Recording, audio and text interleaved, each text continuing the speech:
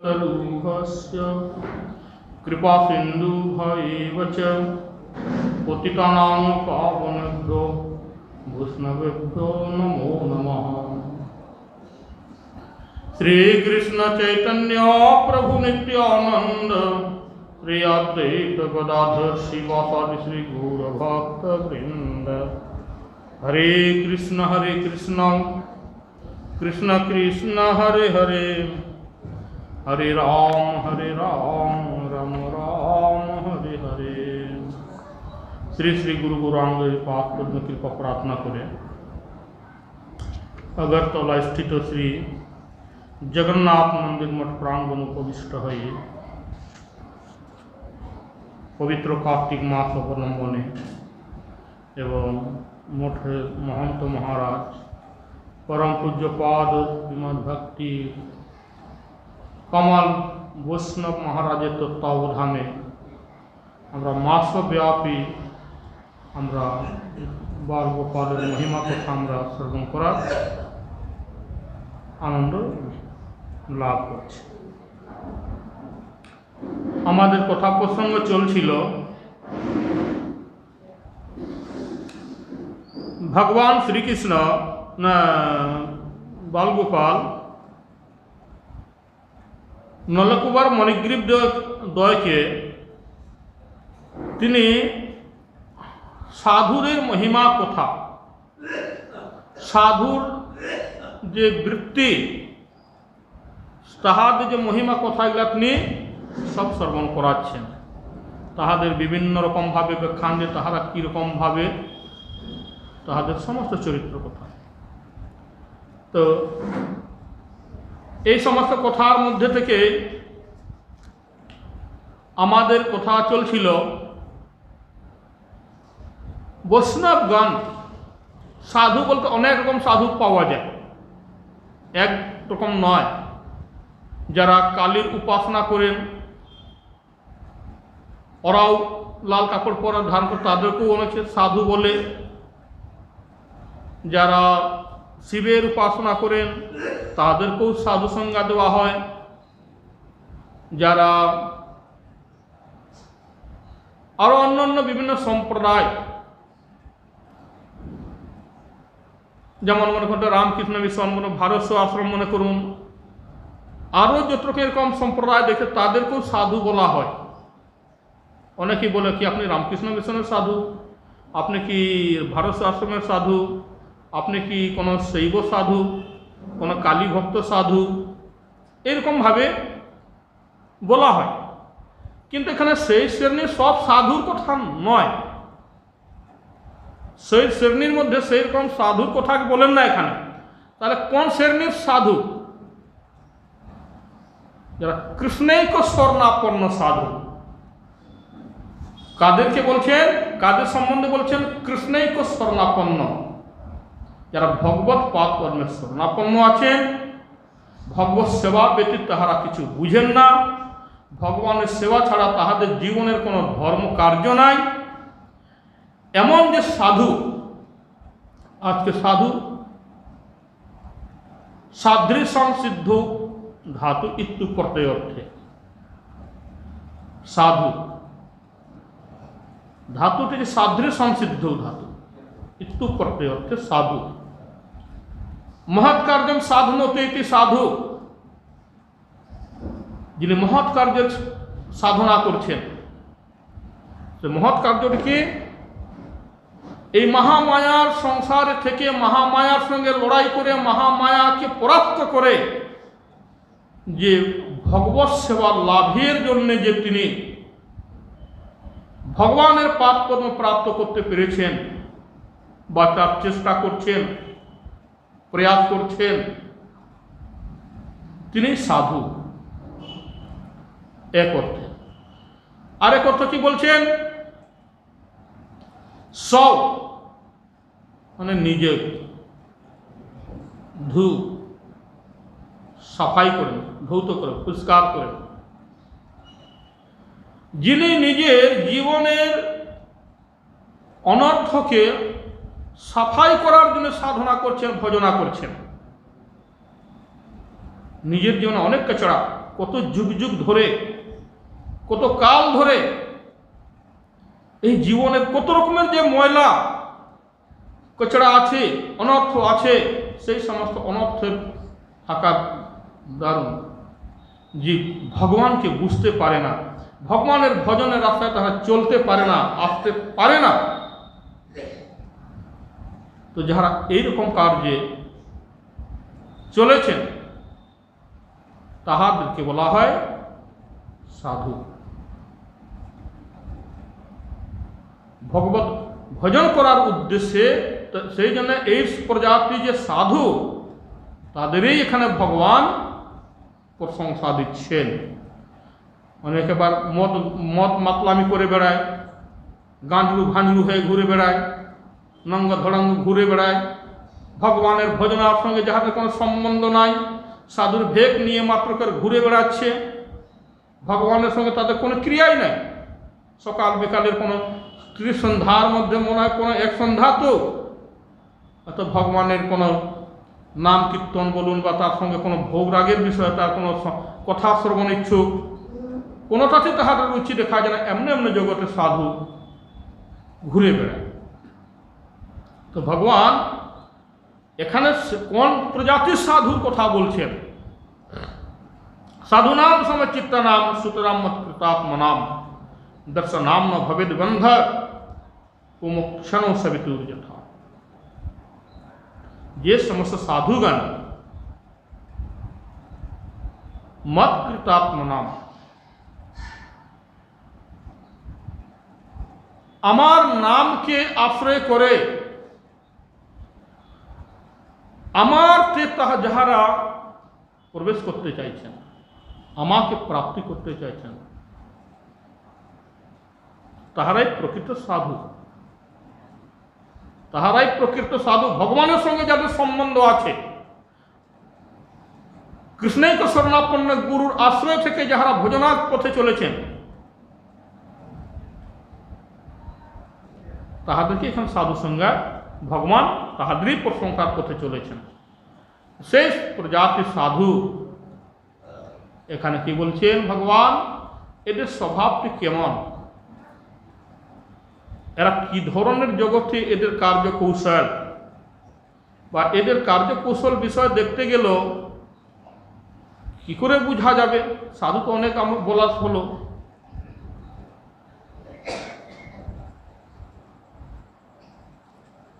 হ্যাঁ, সাধু দু প্রকার। আরেক প্রকার সা,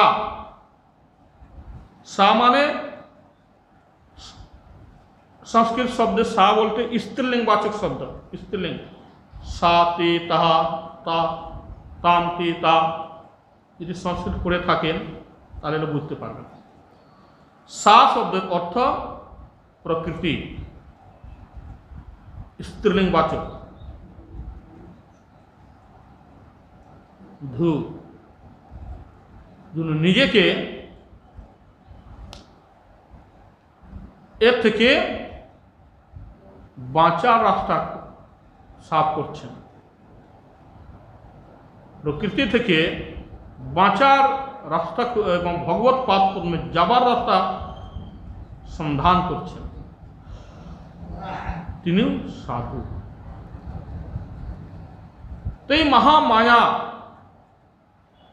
এই প্রকৃতি, এর শক্তি থেকে কেউ যদি চায় আমি স্বেচ্ছায় বা আমার নিজের শক্তির দ্বারায় নিজের কর্ম করে আমি মুক্তি লাভ করব, আমি ভগবানকে পেয়ে যাব, যদি এই আশায় যদি কেউ প্রকৃতির সঙ্গে যদি যুদ্ধ করতে চায়, প্রকৃতির সঙ্গে যদি যুদ্ধ করতে চায়, প্রকৃতির সঙ্গে যদি খেলা করতে চায়, কিন্তু সেও কোনো কালেতে এই জগৎ থেকে উদ্ধার পাবে না। মহামায়া প্রকৃতি মা তাকে অত সোজা কথা ছেড়ে দিবে? অত সোজা কথা নয় যে তুমি প্রকৃতির থেকে তুমি মুক্তি পাবে। ভগবান এখানে নিজে বলছেন, কি বলছেন? দেবী এসা গুণময়ী মম মায়া দূরত্বয়া মামে বুঝে প্রপদ্যন্তে মায়া মেতাম তরন্তিতে। কি বলে দিচ্ছেন? আমি যেমন শক্তিমান, আমি যেমন মহাশক্তিশালী, আমার প্রকৃতিও তেমনি এক শক্তিশালী। তুমি তাকে মনে করবে না যে নিঃশক্তি, তিনি এক শক্তিশালী, তাকে আমি সেই শক্তি প্রদান করেছি, দিয়েছি, তাকে অধিকার দিয়েছি। তবে তিনি এই দুর্গা বলতে কি, দুর্গ বলতে কারাগার, এই কারাগারের মালকিনী হয়ে তিনি শাসন চালাচ্ছেন। তো আমার মহামায়া যিনি আছেন, এখান থেকেও যদি পার হতে চায় বা আমার কাছে আসতে চায়, তাহলে তার একটি কথা হচ্ছে মামে বজ প্রপদ্ধন্তে, আমার শরণাপন্ন হতে হবে তাকে। দেবী এসা গুণময়ী, এই যে ত্রিগুণময়ী মায়া, অষ্টধা অষ্টবিধা প্রকৃতি যুক্ত যে মায়া, এ কম নয়, বহু শক্তিশালী করছেন। তো এর থেকেও উত্তীর্ণ পেতে গেলে ভগবত ভজনা, ভগবত শরণাপন্ন হতে হবে। শরণাপন্নটা হয় কিভাবে? শির উঁচা করে গিয়ে কেউ যদি বলে আমি এসে গেছি, আমি যেতে চাই এখান থেকে, আমাকে মুক্ত করো, আমাকে ছেড়ে দাও, কেউ যদি শির উঁচা করে যদি কথা বলে, তার কার্য কখনো সফলতা হয়? কেউ তাকে করে দিবে? কেউ করে দেবে না। তাহলে কার্য সিদ্ধি করতে গেলে, সফলতা করতে গেলে নম্রতার সঙ্গে তাকে যেতে হবে। যে কোনো জায়গায় যাও, কার্যের যখন কার্য উদ্দেশ্যে যাচ্ছ, নিজের কার্য সফলতার জন্য যাচ্ছ, তোমাকে সেখানে নম্রতার সঙ্গে যেতে, সরলতার সঙ্গে যেতে হবে, নম্রতার সঙ্গে যেতে হবে। অভিমানের সঙ্গে গিয়ে কথা বললে, অভিমানের সঙ্গে চললে তোমার কোনো কার্যটি সফল হবে না, কেউ করে দিবে না, বলছেন উল্টা তোমাকে তাড়না করবে। এখানেও প্রকৃতির থেকে যদি কেউ যদি এরকম যদি দ্বন্দ্ব লাগায়, তার যদি নিন্দা মন্দ করে, তার সঙ্গে ঝগড়া ঝঞ্ঝট করেও যদি যেতে চায়, ভগবত ভজনা করছে, এদিকে প্রকৃতি মানি না, প্রকৃতি কে বা, তার সম্বন্ধে উল্টা পাল্টা রটনা শুরু করে দিল, তার সম্বন্ধে দেশ আচরণ করে দিল। আর এদিকে ভগবানের জয় গোবিন্দ জয় গোপাল কেশব মাধব দীন দয়াল বলে এদিকে ভগবানের নামও করছে, অথচ সমস্ত প্রকৃতির প্রকৃতির বনানো, মানে নিয়তির বনানো নিয়মকে পর্যন্ত যারা লঙ্ঘন করছে, নিয়তির বনানো নিয়ম, ভগবান সেইগুলা সব এক একটা সমাজ তৈরি করেছেন, এক একটা নিয়ম দিয়েছেন, এক একটা তাদেরকে বিধান দিয়েছেন, তাকেও তারা খণ্ডন করে দিচ্ছে, তোড়ফোড় করছে। আর এইখানেও না যেন প্রকৃতির সঙ্গেও তাদের কত অন্তর্দ্বন্দ্ব কারণ দাঁড়িয়ে যাচ্ছে, এরাও কিন্তু কখনো ভগবত পাদ পদ্মে যেতে পারবে না, এদেরকেও মহামায়া ছাড়বে না। এই জন্য ভগবান বলছেন সবার খবরদার, এসব আমার পরিবার, সব আমার পরিবার, আমার পরিবার, আমার পরিবারভুক্ত জন বলে, ব্যক্তি বলে, দেবী দেবদেবী জানে, তুমি তাদেরকে যথাযথ সম্মান দিবে। তাদের সঙ্গে তুমি এমনকি একটা বল অতিস্তুতির মতো নয়, যথাযথ সম্মান, যার যেমন সম্মান পাওয়ার অধিকার, যাকে যেভাবে সম্মানটা দিলে তিনি তার সম্মানটা সুন্দর বজায় থাকবে, তাকে সেভাবেই সম্মান দেওয়া উচিত। একটা সম্মানী ব্যক্তিকে অসম্মান করা, অসম্মানী ব্যক্তিকে সম্মান করা, এটাও কিন্তু সম্মানের বিষয় নয়। তার অধিকার নির্ণয় নিয়ে তাকে সম্মান করা, এইভাবে যখন বিচার নিয়ে সে যদি এই সংসারে থেকে, প্রকৃতির সংসার প্রকৃতিময় জগতে থেকে যদি ভগবত ভজনার পথে যদি চলেন, তবে ভগবান বলছেন দেবী এসা গুণময়ী মম মায়া দূরত্বয়া মামে বজ প্রপদ্ধন্তে মায়া মেতাম তরতে। আমি যেমন গো মহাশক্তিশালী, আমার মায়াও মহাশক্তিশালী, তোমরা কখনো যেতে পারবে না, বেরোতেও পারবে না তাকে অপ্রসন্ন করে। এই জন্যে তাকে প্রসন্ন করে তোমরা আমার ভজনা করো। কেন? সেই সংসারের মধ্যে আছো, তাকে আমি এই সেবার অধিকার, এই ভার দিয়েছি তাকে আমি। তো যাহারা এইরকম বিষয়টা বুঝে, সা মানে প্রকৃতি ধৌত, নিজেকে এই প্রকৃতি থেকেও যিনি এইভাবে বুঝে শুনে বিচার নিয়ে যে ব্যক্তি সাধনার পথে চলেছেন, তিনিও সাধু, তিনিও সাধু। তো এই শ্রেণীর সাধু কি বলছেন, যারা সকলকে সম্মান নিয়ে চলছেন, এরাই হচ্ছে এদের কি দেখবেন। আর কৃষ্ণকে এতটা গুণ থাকার পরে কৃষ্ণকে স্বর্ণাপন্ন গুণটি থাকবে, তবে ভগবান তাহাদেরকে প্রশংসা করেন, তাহাদের গুণকীর্তন করেন। অন্য গাঞ্জুরু ভাঞ্জুরু বলে মনে করুন, বা রাস্তায় ঘুরে বেড়ালে, অনেকে সাধুর ভেসে ঘুরে বেড়ালে সাধু সাজা যায় না। তো সেই জন্যকে ভগবান সাধু প্রশংসা, কোন সাধুদের? এই শ্রেণীর সাধুদের তিনি প্রশংসা। সাধু নাম সমচিত্ত নাম, এই শ্রেণীর সাধুগুলা যারা এই বিষয়টা বুঝে নিতে পেরেছেন, তাহারাই সমস্ত জীবের প্রতি সমচিত্তা নাম, তাহারাই আমার আদেশ রক্ষা করে, আমার আদেশ পালন করে তাহারা ভজনার পথে চলেন। তাহা সেই সমস্ত সাধুদের দর্শন মাত্রেই ভবেদ বন্ধ, এর সংসার বন্ধন পর্যন্ত নাশ হয়ে যাবে। তোমাকে আরো সাধু, এই যে সাধু না, সাধু সাধু সঙ্গ সর্বশাস্ত্রে কয়, লহমাত্র সাধু সঙ্গ সর্বসিদ্ধি হয়। চৈতন্য ভাবে বৃন্দাবন রাস্তায় কোথাও বলেন না? আমরা এটা পাই কি না পাই? কোথায় কোথায় আমরা আমার সাথে সব প্রায় মহাজনগণ বলে থাকেন সাধু সঙ্গ সাধু সঙ্গ সাধু সঙ্গ, বলেন কি না? তো এই যে সাধু সঙ্গ যে এতটা তারা মহিমা বর্ণনা করে, কোন সাধুর কথা বলছেন? আমাদের সনাতন ধর্মের 5টি শাখা,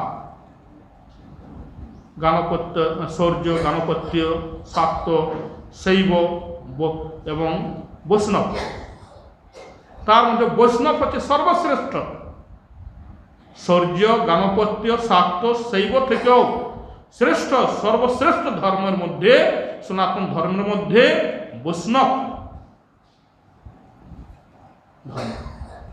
এর উপরে আর অন্য কোনো ধর্মের কোনো কথা নাই। তো তাহা এইভাবে এই বৈষ্ণবরা বলছেন সাধু সঙ্গ সাধু সঙ্গ সাধু সঙ্গ সার বলছে, লবমাত্র সাধু সঙ্গ সর্বসিদ্ধি হয়। তো তাহাদের বাণী কম, এরা বুঝার বিষয়। এই সমস্ত সাধুদেরকে ভগবান এখানে বিচার। এদের স্বভাবটি কেমন? এই সাধুদের স্বভাবটি কেমন? নারিকেল সমাকারা দিশন্তে হে সজ্জনা अन्ते बदरिकाकारा बहिरेव मनोहरा। এদের স্বভাবটি নারিকেল সমাকারা দিশন্তে সজ্জনা अन्ते बदरिकाकारा बहिरेव मनोहरा। এদের স্বভাবটি এইরকম। এই স্বভাব, এই শ্লোকের অর্থ কি বুঝাচ্ছেন? এখানে কুল, একটি নারিয়েল ফল আর একটি কুল ফল। নারিয়েল আর কুল দুটি ফলকে তো ভালোভাবে দেখেছেন, জানেন, কিন্তু দুইয়ের গুণ ফলাফলটা কি জানা আছে? নারিয়েলের ফলাফল কি আর কুলের ফলাফল কি এই জানা নাই, মনে হয় জানা আছে, কিন্তু রসতত্ত্ব সম্বন্ধে সেইরকম ভাবে সেটা আস্বাদনের বিষয়ের উপর চলছে। এবার এও একটা বিষয়। কিন্তু এর মধ্যে যে আস্বাদনের বিষয়, এর মধ্যে একটা রসের তারতম্য আছে। আস্বাদনের এর মধ্যে কি রস আছে, কি ধন আছে, কি বস্তু আছে, এর মধ্যে কি আনন্দ, এও পর্যন্ত একটা রসের তারতম্যের বিচার, আস্বাদনের রসের তারতম্যের কথা বলা হচ্ছে এখানে। আলমারিতে গ্রন্থ সাজানো আছে, হাজার হাজার গ্রন্থ, লক্ষ কোটি কোটি টাকার গ্রন্থ সাজানো আছে। সকাল বিকাল ধূপ দীপ প্রদীপ নিয়ে তার আরাধনাও করা হচ্ছে। ওম জয় ভগবত গীতে, জয় ভগবত গীতে, হরি হিয় কমল বিহারিণী সুন্দর সুপুনীতে, জয় ভগবত গীতে বলে কীর্তন করা হচ্ছে, সম্মানও দেওয়া হচ্ছে অনেকভাবে তার কীর্তন। যারা দেখছেন, আরে ইনি সকাল বিকাল ত্রিসন্ধ্যা তিনি আলমারি সাজানো গ্রন্থকে তিনি এইভাবে আরতি করছেন, তার সম্মান করছেন, তার প্রতি ভক্তি রাখছেন, লোক তাকে কত আদর যত্ন করে, কত সম্মান করে, বড় ভক্ত বলে। কিন্তু ওই ব্যক্তিকে এবার জিজ্ঞাসা করা হচ্ছে, ভাই তুমি এত গ্রন্থ আলমারির এত এত কোটি কোটি টাকার গ্রন্থ সাজিয়ে রেখেছ, আর তুমি তার যে সম্মান দিচ্ছ, যে আরতি কীর্তন করছো, তাতে আমাদের দিলটি একবারে ভক্তিতে গদগদ গদগদ হয়ে যাচ্ছে একেবারে। তুমি একটুকু আমাকে, আমি একটু জানতে চাইছি কোন একটা গ্রন্থ সম্বন্ধে, তোমার রুচিকর গ্রন্থ যেটা তুমি ভালো উপলব্ধি করতে পারো, তার কিছু সারাংশ কিছু বুঝাতে পারবে? এখন তিনি বলছেন, আমি গ্রন্থের শাস্ত্রের স বুঝি না, শাস্ত্রের স বুঝি না, একেবারে শাস্ত্রে প্রবেশ নাই বলে দিচ্ছে। তুমি সকাল বিকাল তোমার যে গ্রন্থ পূজার যে ভক্তি, আর তুমি এখন বলছো আমি শাস্ত্রের স বুঝি না। বলে হ্যাঁ, আমি এই পর্যন্তই বুঝি, আলমারির রাখে সুন্দরভাবে সাজিয়ে রাখে, আমার খুব আনন্দ লাগে। সকাল বিকাল ধূপ দেখানো আমার একটা ধর্ম, আমার একটা ধর্ম হিসাবে তাকে আমি সম্মান করি, ধর্মগ্রন্থে আমি সম্মান করি। কিন্তু এই ধর্মগ্রন্থের ভিতরে কি আছে, কি ধন আছে, সেই ধনের সম্বন্ধে কোনো সন্ধান করেছ? রসতত্ত্ব সম্বন্ধে কোনো আস্বাদন করেছ? বলে এইগুলো আমার অনুভবের ভিতরে নয়, এইগুলো আমার অধিকারের ভিতরে নাই বলে দিল। তো বলছে এখানে আসল গ্রন্থ পূজক কে? আসল গ্রন্থ পূজক কে? আসল গ্রন্থ পূজক তিনি, যিনি গ্রন্থের সারাংশ ভালো করে তিনি উপলব্ধি করে নিতে পেরেছেন, ভালো করে উপলব্ধি করে জীবনে প্রতিফলিত করছেন এবং জগৎ জীবের লোকের কাছে তিনি বিতরণ করে দিচ্ছেন, বিতরণ করছেন। তিনি গ্রন্থের ভালো করে উপলব্ধি করলেন, জীবনে আচরণে আনলেন, নিজের জীবনকে সুখময় করলেন এবং সুখময় জীবন করার ফলে তিনি জগৎ জীবের মহামায়ার মধ্যে যে সমস্ত জীবন আছে তাহাদেরকে সেই রসে স্নিগ্ধকে অভিষিক্ত করছেন, বুঝাচ্ছেন, তাহাদের কাছে ঠিক ঠিকভাবে বিতরণ করে দিচ্ছেন। এরকম জনসমাজের কাছে যিনি পৌঁছাচ্ছেন, তিনি হচ্ছেন আসল গ্রন্থ পূজক, তিনি হলেন আসল গ্রন্থ পূজক। তো তদ্রূপ এখানে আমার কথা ছিল সাধুদের চরিত্র সম্বন্ধে কথাটা বলছিল। তো যে এই সাধুরা কেমন, এদের স্বভাবটি কেমন, একটু উদাহরণ দাম। নারিকেল আর একটি কুল, এই দুটি দেখুন, এখন দুয়ের রসতত্ত্বের ভিতরে আসুন। এবার নারিকেল ফল বাইরে থেকে দেখতে তার রেওয়া ইত্যাদি দেখে অনেক শক্ত, কাঠিন্য। এই কাঠিন্যের মধ্যে দেখে অনেক লোক নারিকেল ভাঙতে চায় না, ভাঙতেও পারে না, শক্ত তার শক্ত বিষয়টিকে দেখে ভাগতেও চায় না, এবং অনেকে ভাগতে পারে না। কিন্তু যদি কেউ ভেঙে দেয়, তার ভিতরে যে একটি তার যে গুদা অংশ যে আছে, মাংস আছে, যেটি খাদ্যের মধ্যে যেটি পাওয়া যায়, সেটিকে যদি বাহার করা হয় তখন অতি সকলেই খেতে চায়, রুচি করে খেতে চায়। ভাইয়া তুমি আমাকে একটুকু নারিয়েলের এটা দিলে না, একটু নারিয়েলের টুকরো দিলে না, আমারও কত সুন্দর খাবার ইচ্ছা ছিল, আমাকে একটুকু দাও না, আমাকে একটুকু দাও না। কিন্তু সেই ব্যক্তি ভাঙতে পারে না, কিন্তু খেতে চাইছে। কিন্তু যিনি ভাঙতে পারছেন তিনি তাকে খাওয়াচ্ছেন। ঠিক আছে, আমি ভাঙছি, আমি ভেঙে তোমাদের সকলকে নারিয়েল খাওয়াই দেবো। আর এই নারিয়েল খেলে কি হবে? শক্তি, বল, বীর্য শরীরে বৃদ্ধি পাবে, নিরোগী। তার যে প্রতিদিন যদি নারীর কিছু যদি দু একটি টুকরাও যদি খায়, তার শরীরে পৌষ্টিক খাদ্য প্রবেশ করবে এবং কখনো কমজোরিটা হতে দিবে না, রোগমুক্ত তাকে রাখবে। অনেকটা গুণার ফল আছে। এই রকমভাবে নারিয়েলের ফলাফল আসে। আর কুল, কিন্তু উপর থেকে নারিয়েল দেখতে ভালো লাগে না, তার খসখস বিষয়টা দেখে সুখ হয় না। আরে এত শক্ত, এত ই করে রেখে বা বহুত রেখে এইরকম বলে সামনে রাখতে চায় না। আর কুল দেখলে কি হয়? অন্তে বদরিকা কারা বহির এবং মনোহরা। এর বাইরে কি দেখছে? কি সুন্দর তৈলাক্ত ভাব, মাংস ভাব দেখতে পাচ্ছে ভিতরে। তাকে দেখলেই যেন গপ করে কামড় দিয়ে খেয়ে দিতে ইচ্ছা করে। কুল বাজারে দেখা যায় না, সাজানো থাকে, দেখলেই খেতে ইচ্ছা করে। আর কি সুন্দর কুলটা, এত বড় বড় কুল, রসদার, খেতে ইচ্ছা করে।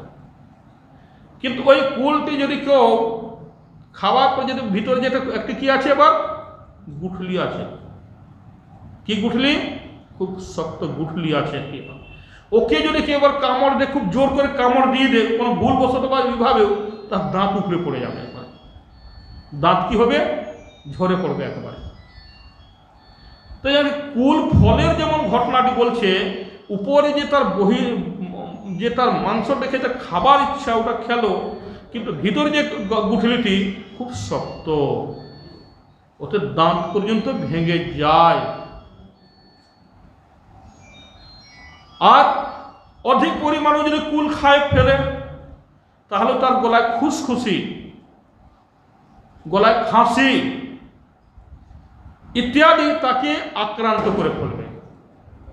যেমন এইরকম কুলের আর নারিয়েলের ফলাফল, ঠিক এই সাধুদের জীবনের চরিত্রটা ঠিক এরকম ভাবে। সাধুরা এইরকমই হয়। নারিয়েল এবং এই কুল, তা বিচারে আসতে হবে। এখন এই সাধুদের উপরে প্রথমে দেখতে গেলে এরা বজ্র, এরা কঠোর নিয়মাবলী। এরা কারো কথায়, কারো নিয়মে এরা চলার লোক নয়। যে তুমি বলে দিলেই, যে তুমি ডাকলেই বা তোমার নিয়ম দিলেই ওরা যে মেনে নিবে, এটা মনে করবেন না। এরা ভীষণ নিয়মাবলী মানে, এরা ভীষণ কড়াকড়ি। কিসের জন্যে? ভগবানের ভজনা করতে গেলে নিরপেক্ষ না হইলে না যায় ধর্মরক্ষণ। তারা বলে দিচ্ছে, নিরপেক্ষ না হইলে না যায় ধর্মরক্ষণ।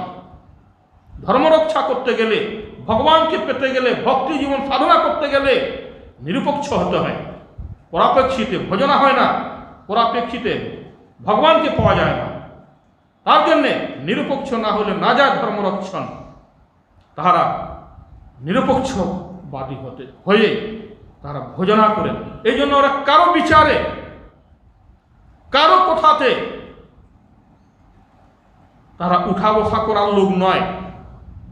তাহাদের একটা নিজস্ব ব্যক্তিগত চাল থাকবে, তাহাদের স্বতন্ত্রতা থাকবে, তাহাদের ভিতরে স্বতন্ত্র চাল থাকবে তাহাদের মধ্যে, তবে সাধু জীবন রক্ষা করতে পারবে। তো এইখানে তাহাদের এইরকমটা কড়াপন, শক্তপন, এই আদর্শটা তাহারা রক্ষা করে। ভক্তির প্রতিকূল ভক্তির অনুকূল বিবেচনা করবে, কোনটা অনুকূল কোনটা প্রতিকূল। অনুকূল তাকে গ্রহণ করবে, প্রতিকূল তাকে বর্জন করবে। কেউ যদি বলে এবার কেমন লোক, এই সাধুর এরকম বিচার না কেন, আমার বিচার তো মিল হলো না, তোমার বিচারের সঙ্গে সেই সাধুর বিচার কেন মিল হবে? তার নিয়মাবলী আলাদা আছে। তাই সেই সাধু গুরুবর্গগণ এদের জীবন বজ্রাদপি কঠোরানি কুসুম মৃদুলানি চে কুসুমাদপি। এই গুরুবর্গগণ এদের চরিত্র কেমন? ভগবানের ভক্ত এমনি হয় না, ভগবান এমনি প্রসন্ন হয় না। বজ্রাদপি কঠোরানি মৃদুলানি চে কুসুমাদপি। যারা ভক্তির প্রতিকূলের কাছে, ভক্তির প্রতিকূলের বিষয় দেখলে বজ্রের থেকেও বেশি বজ্র নেওয়াটা শক্ত হয়ে যায় একেবারে। বজ্র সদৃশ তাহাদের চরিত্র দেখা দেয় একবারে। সেখানে আর কারো সম্বন্ধে কোনো দয়া ধর্ম থাকে না, কারোর সঙ্গে নিজেকে পরিবার সঙ্গ, পরিবারভুক্ত ব্যক্তির সঙ্গ, আর যে কোনো ব্যক্তি হোক না, অত প্রিয় জনের সঙ্গ তাদের সম্বন্ধ সেই নিয়ে আর তারা কোনো ই রাখতে চায় না। যদি তার ভক্তি প্রতিকূল তাদের কোনো কার্য দেখা দেয়, তারা এতটা বজ্রের ন্যায় তাহাদের জীবন। আর মৃদুলানি চে কুসুমাদপি, যাহারা শরণাগত,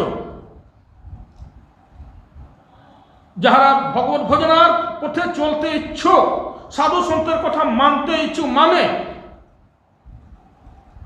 যে হ্যাঁ এই ব্যক্তি ভজনা করতে চাইছে, ভজনার পথে চলছে, ভজনার পথে তিনি আসবেন, ভগবত ভজনা করছেন, তার কাছে তাহারা মৃদুলানি চে কুসুমাদপি, কুসুমের মতো, কুসুম মানে ফুল, পুষ্পের মতো।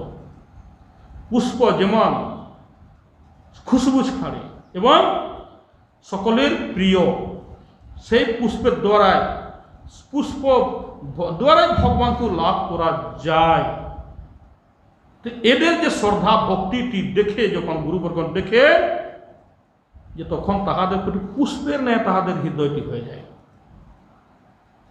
সেখানে সে নিজের জন্মজাত সন্তান বলুন, বা তার বিবাহিতা স্ত্রী বলুন, বা তার জন্মদাত্রী মাতা পিতার কথা বলুন, বা তার পরিবার ভূতের কোনো সদস্য কথা বলুন, ওইসব দেখে না। যদি তাহারাও যদি সেরকম, যদি তাহারাও যদি সেই নাস্তিক পথে যদি চলে, অধর্মের পথে যদি চলে, কিন্তু তাহাদের কাছেও তাহারা বজ্রের ন্যায় হয়ে দাঁড়িয়ে যায়, ত্যাগ করে দেখবেন, বজ্রের ন্যায় কঠোর বিচার নিয়ে ত্যাগ করে দেবে। আর সে কোন দেশ থেকে আসবে, কোন পরিবার থেকে আসবে, কোন ভাষাগত আসবে, কোন জাতিগত আসবে, কি স্বভাবগত আসবে, তার কোনো ঠিক নাই। কিন্তু তার শ্রদ্ধা, ভগবানের বিশ্বাস, গুরু ভক্তি দেখে তাদের প্রতি তাহাদের ওই মৃদুলানি চে কুসুমাদপি স্বভাবটি তাহাদের মধ্যে প্রকাশ পাবে। তো এই ধরনের যে সাধুদের যে স্বভাব, তাই এদের এইরকম সাধুদের প্রশংসা ভগবান নিজে করে থাকেন, অন্য কোন সাধুদের প্রশংসা করেন নাই। তাই নলকুবের মণিগ্রীব এরা বলছেন, হে প্রভু, আপনার যে প্রিয় ভক্ত, আমরা দেখলাম এই নারদকেই দেখলাম। কাকে দেখলাম? এই নারদকেই আমরা দেখলাম। নারদ আমাদেরকে দেখিয়া সেখানে তা যে কঠোর পান, বজ্রাদপি কঠোরানি, এই যে অত্যন্ত বজ্রের ন্যায় যে কঠোর হলেন, সেখান থেকে বিচার নিতে পারতেন। আরে এটা কুবেরের পুত্র, আমার বন্ধুর পুত্র, কুবেরের সঙ্গে তো আমার ভালো সম্বন্ধ আছে। যদি এদের উপর আমি আঘাত করতে যাই, কোনো কিছু যদি একটু তাদের দুঃখ দিতে চাই, তো কুবের তো বলবে, আরে নারদ, তুমি আমার পুত্রদেরকে তুমি কি করে দিলে, তুমি এরকম কথা বললে, এরকম শাসন করলে, সেটা অসন্তুষ্ট হয়ে যাবে, সেটা বলতেই পারে। কিন্তু যেহেতু সাধু, নারদ যেহেতু একজন সাধু, তিনি চিন্তা করলেন, দেখলেন, সব রকম বিচার নিয়ে তিনি দেখলেন যে এরা কুবেরের পুত্র হলো, এরা দেবশরীর হলো, দেবত্ব হলো, এদের ক্ষমার যোগ্য নয়। চাহে এর জন্য কুবের যদি আমার উপর অপ্রসন্ন যদি হয়ে যায়, তাও এদেরকে ক্ষমা কোনো বিষয় দেখায়। এদের এইরকম ভক্তির প্রতিকূল বিষয় যেখানে দেখলেন, এই ভক্তির প্রতিকূলের কাছে তিনি বজ্রের ন্যায় হয়ে গেলেন একেবারে। তাই এই ধরনের সাধুদের সম্বন্ধে এখানে এই কথাটি বলা হচ্ছে।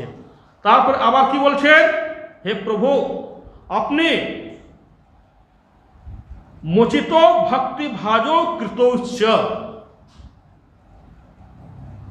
কি বলছেন, সত্যব্রত ঋষি এখানে বলছেন তয়া মোচিত ভক্তি ভাজ কৃত উচ্চ।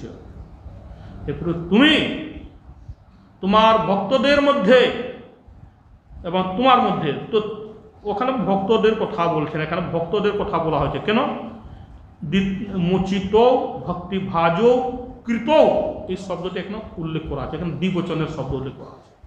যদি ভগবান কি কথা বলতে তাহলে এক বচনে আসতো এখানে শব্দটি, কিন্তু সেখানে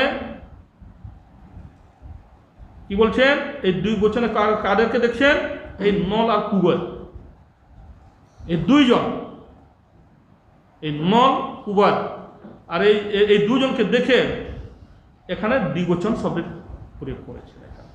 এখানে ভগবানের সঙ্গে এই শব্দটি যোগ হবে না। তাই তয়ামোচিত ভক্তি ভাজৌ কীর্ত হচ্ছে, হে প্রভু আপনার ভক্তগণ, কে বলছেন, সত্যব্রত ঋষি বলছেন। সত্যব্রত ঋষি কি বলছেন, হে প্রভু আপনার এই যে নলকুবের আর মণিগ্রীব, এত বড় যে পাষাণ, এইরকম যে তারা অধার্মিক পথে চলেছিল দুজন, তারা এই যে তাহাদের একটা যে বিষয় দেখা দিয়েছে, তাই নারদ তাহাদেরকে আর কোন রকম ভাবে তিনি ক্ষমা করেন নাই। সেখানে তার যদি এই দুজনকে ক্ষমা যদি করে দিত, তাহলে এই দুজনের অত্যাচারে এই জগতের কোন লোককে তাহারা জীবিত থাকতে দিত না, জগতের কোন লোককে তাহারা জীবন ধারণ করতে দিত না তারা। কিন্তু এটি নারদ বুঝতে পেরেছিলেন, তাই নারদ তখন এই লোকের এদের কাছে বজ্রের ন্যায় কঠোর হতে হয়েছে তাকে, আর হয়ে কি বলছেন, আগে তাদেরকে মুক্ত করলেন। কোন থেকে মুক্ত, এই দেবত্ব শরীর থেকে তাদেরকে মুক্ত করলেন দুজনকে, দিয়ে তাদেরকে এই বৃক্ষজনির মধ্যে, দুটি বৃক্ষের মধ্যে তাদেরকে পরিণত করে দিয়েছে। আর শুধু এই বৃক্ষের আজকেই নয়, এত দীর্ঘকাল একটি দিব্য যুগ, দেবতাদের 100 বৎসর কাল যাবৎ তাহারা এইভাবে যে থেকে যে তাহাদের দুঃখ পেয়েছে, খোলা আকাশের নিচে দুঃখ দিয়ে কষ্ট পেয়েছে, কিন্তু কুবেরও পর্যন্ত এর কোনো প্রতিকার করতে পারেন নাই। কেন, উনি জানেন সাধুদের মহিমা, জানেন সাধুদের চরিত্র উনি জানতেন। কুবেরও জানেন যে সাধুরা কেমন, আর যারা সাধু চরিত্র সম্বন্ধে জানে তারা সাধুদেরকে কখনো করতে আসবে না, জানে এই সাধু, এদের সঙ্গে আমরা যদি কোনো কিছু করতে যাই কিন্তু আমাদেরই বিপদ, উল্টা আমাদের বিপদ আসবে, এদের তো কিছু করতে পারবো না। সেই জন্য কুবের ওখানে কোনো বিরোধিতা করে না, এদেরকে মুক্ত করলেন কোন থেকে, দেবত্ব শরীর থেকে মুক্ত করে তাকে বলেন। আর এটা মুক্ত হলো, আরেকবার কি করছেন, ভক্তি ভাজৌ কৃত উচ্চ, আপনি এদেরকে সম্পূর্ণভাবে করার পরে আপনি এদেরকে কি করেছেন, দুজনকে ভক্তি প্রদান করেছেন। ভক্তি প্রদান করে আপনি তাহাদের সেবা গ্রহণ করছেন। তাই ভক্তি প্রদানের জন্য তারা ভক্তি চেয়েছে কিনা, ভগবানের কাছে তারা ভক্তি চেয়েছিল, তারা চেয়েছে, ভক্তিও চেয়েছে তারা। তাই তো তারা বলে না, বাণী গুণানুকথনে শ্রবণৌ কথায়াম, বলেছিল কিনা, এই কথাটা আমরা ব্যাখ্যা করেছি কিনা। তো তারা ভক্ত হলেন, তাহাদের ভক্তি স্বীকার করলেন, তাহাদেরকে নিয়ে সেবার অধিকার নিয়ে যাও, তোমরা এখন দেবলোকে যাও, তোমরা এখন ওই দেব যে পূর্বের যে তোমাদের জন্ম ছিল, পূর্বের যে পরিচয় ছিল, আর তোমরা সেই পরিচয় থাকবে না, তোমরা আর সেই কুবেরের তনে এখন আর থাকবে না, তোমরা এখন আমার নারদের কৃপাতে, এখন আমার দর্শনে, আমার যে মুক্তি হয়েছে পেয়েছে, তোমরা এর থেকে তোমাদের এখন কি হয়েছে, সম্পূর্ণভাবে তোমরা আমার ভক্ত হয়েছ, আমার ভক্ত স্বীকার আমি তোমাদেরকে স্থান দিলাম। তাই এখানে ভক্তি ভাজ কৃতৌচ্চ, এখানে সব দ্বিবচনই করিলেন সত্যব্রত ঋষি। এই দুজনকে এইভাবে কৃপা করার পরে তো সত্যব্রত ঋষি বলছেন, হে প্রভু, আপনি যখন এই দুইজনকে, এই উদ্দণ্ডীদেরকে, এইরকম ব্যক্তিদেরকে যখন আপনি এরকম ভাবে আপনি ভক্তি প্রদান করতে সমর্থ প্রদান করেছেন, তথা প্রেম ভক্তি সকামে প্রযচ্ছ, হে প্রভু আমিও তো সেই শ্রেণীরই একজন ব্যক্তি, আপনি আমাকে সেই প্রেম ভক্তি প্রদান করবেন। তিনি কি বলছেন, আপনি আমাকে প্রেম ভক্তি প্রদান করবেন, আমি এটিকেই কামনা করছি। আমি কোনো মোক্ষ ইত্যাদির কোনো কামনা না, মোক্ষ গ্রহমিয়ষ্টি হে দামোদর দেব, আমি মোক্ষের কোনো কামনা করছি না। আমি কি করছি, তথা প্রেম ভক্তি সকামে প্রযচ্ছ, আমি হে দামোদর দেব, আমি আপনার কাছে প্রেম ভক্তির কামনা করছি। তাই এখানে ভক্তির অনেক লাখ সংজ্ঞা। এখন কোন প্রেম ভক্তি, তিনি কোন প্রেম ভক্তি কামনা করছেন? ভক্তি তো অনেক, রাগাত্মিকা ভক্তি, বৈধি ভক্তি, এবং ভক্তির আবার যখন আপনি উজ্জ্বল নির্মলিতে যাবেন সেখানে আবার অনেক রকম ভক্তির বিষয় দেখতে পাবেন। তো সেই সমস্ত না যেগুলো অনেক বিষয়। তো আমরা দুই ভক্তির বিষয়ে একটু চিন্তা করি। একটি হচ্ছে রাগা, একটি বৈধি ভক্তি, বিধি ভক্তি, আর একটি হচ্ছে রাগাত্মিকা ভক্তি। তো বিধি ভক্তি তিনি এখানে বলছেন প্রেম ভক্তি চাইছেন,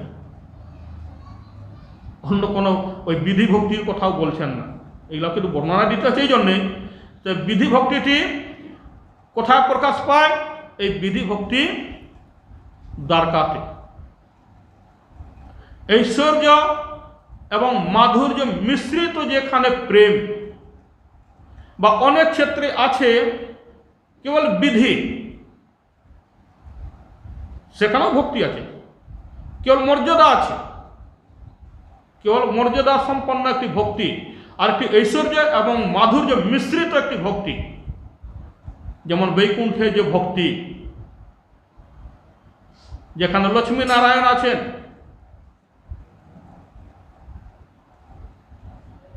বা এরকম ভাবে হনুমান রামচন্দ্রের মধ্যে যে একটি ভক্তি, হনুমানের মতো ভক্তি আছে, কিন্তু এনাদের মধ্যে কি বিধি ভক্তি। প্রভুর আদেশ তিনি দেখছেন, তিনি আদেশ করেছেন, তিনি সেখানে আর কোনো বিচার নিচ্ছেন না। প্রভুর আদেশ রক্ষাটাই তার সেবা, তার ওটি ভক্তি প্রধান। বৈকুণ্ঠের মনে এরকম ভক্তি, লক্ষ্মী আদেশের উপরে আছেন, প্রভুর আদেশ যেমন আদেশ তেমন তিনি সেবা করছেন। তিনি ইচ্ছা করলেও তিনি মাধুর্যের ভিতরে, আপনি সবসময় ঐশ্বর্যের মধ্যে থেকে সেবা করছেন, কিন্তু মাধুর্যের ভিতরে তার প্রবেশের কোনো অধিকারই নাই। সেই জন্য বৈকুণ্ঠের মধ্য পর্যন্ত বিধি ভক্তি ওখানেও আছে।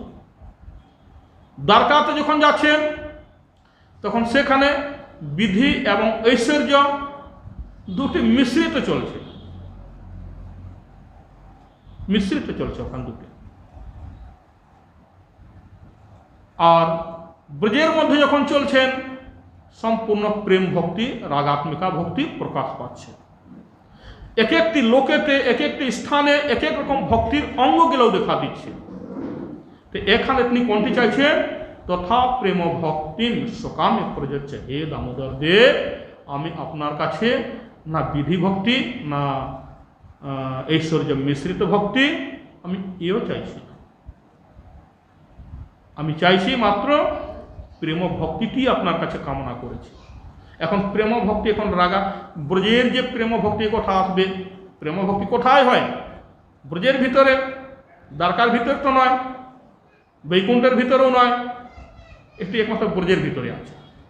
তো ব্রজের ভিতরে যে এবার যে এখানে যে প্রেম ভক্তি, এর মধ্যে আবার বিচার দেখা দিবে।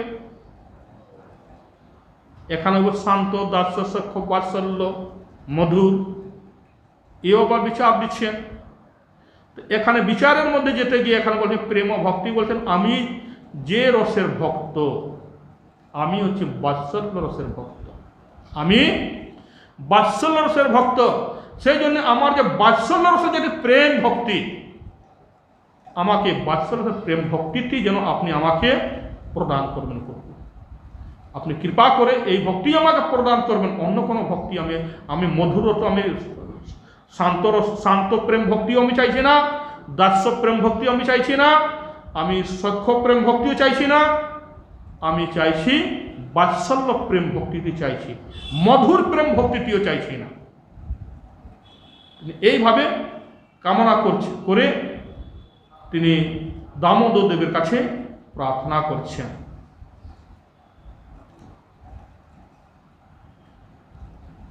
আর একটি কি বলছেন, প্রযচ্ছ সকাম মে প্রযচ্ছ, প্রেম তথা প্রেম ভক্তি সকাম মে প্রযচ্ছ। তার একান্ত ইচ্ছা, তার একান্ত ইচ্ছা, আপনি যদি ইচ্ছা করে, আপনি অনেক শক্তি আছে, অনেক কিছুই দেবার ক্ষমতা আছে, যে ধনবান হয়, যে সমর্থবান হয়, আরে তুমি এইটুকুই চাইবে কেন, আমি তোমাকে অনেক কিছু দিচ্ছি। একটি কথায় বলা মনে হয়, কথাটি কোনো বলেওছিলাম মনে হয়, একটা বাচ্চা ছেলে মার সঙ্গে দোকানে গিয়েছে কোনো একটা সামান কিনতে, মা গিয়েছে, সেখানে দোকানদারের সামনে মানে মা কিছু কেনাকাটা করছে, আর ছেলেটার দিকে তাকিয়ে ওই দোকানদারের একটু তার ভালোবাসা, আদর যত্ন এগুলা দেখা দিয়েছে। তো ছেলে জানে বাচ্চারা কি খায়, কিছুটা লজেন্স জাতীয় এগুলা খেতে, বিস্কুট জাতীয় খেতে ভালোবাসে। তাই তিনি কী করছেন, তাকে বলছেন, আরে বেটা তুমি এখানে লজেন্স আছে বা বিস্কুট আছে, তুমি ইচ্ছা মতো নিয়ে নাও, তোমার যা ইচ্ছা নিয়ে নাও, আমি তোমাকে দিচ্ছি, ধরে না উঠিয়ে নিয়ে যাও। উনি কোনো মতেই হাত দিচ্ছেন না, হাত দিচ্ছেনই না। তিনি অনেক বলার পরও কিন্তু হাত দিলেন না, বাচ্চাকে নিলেন না, হাতই দিলেন না একেবারে। তারপরে দোকানদার তিনি খুব দয়ালু হিসাবে তার প্রতি দয়াভাবটি দেখিয়েছেন। তিনি নিজের দোকান থেকে এসে তারপর ডিব্বা খুললেন, ডিব্বাতে হাতে উঠিয়ে, ঝুড়ি থেকে উঠিয়ে একবার দু হাতে করে, না আমি দিচ্ছি, তুমি ধরো, আমি তোমাকে দিচ্ছি, নাও। ছেলেটি তখন আঁচল পাতলেন আর গ্রহণ করলেন, আঁচল পেতে গ্রহণ করলেন। মা দেখলেন, আরে তোমাকে দোকানদার বলছিল তুমি বেটা নিয়ে নাও, নিয়ে তোমার ইচ্ছা মতো নিয়ে নাও, তখন তুমি হাত দিলে না। তোমাকে বললো যে তুমি নিয়ে নাও, যতটুকু তোমার দরকার, যেটা তোমার প্রয়োজন নিয়ে নাও, তুমি তো হাত দিলে না। আর ও যখন তোমাকে দিল তখন তুমি আঁচল পেতে ধরে নিলে, এর কি বিপাক? তখন মা ছেলেকে জিজ্ঞাসা করে, বলো বেটা বলো তো এই কারণটা কি, তুমি নিজে এখন আঁচল পাতলে কেন, আর ও যখন বললো তখন নিলে না কেন?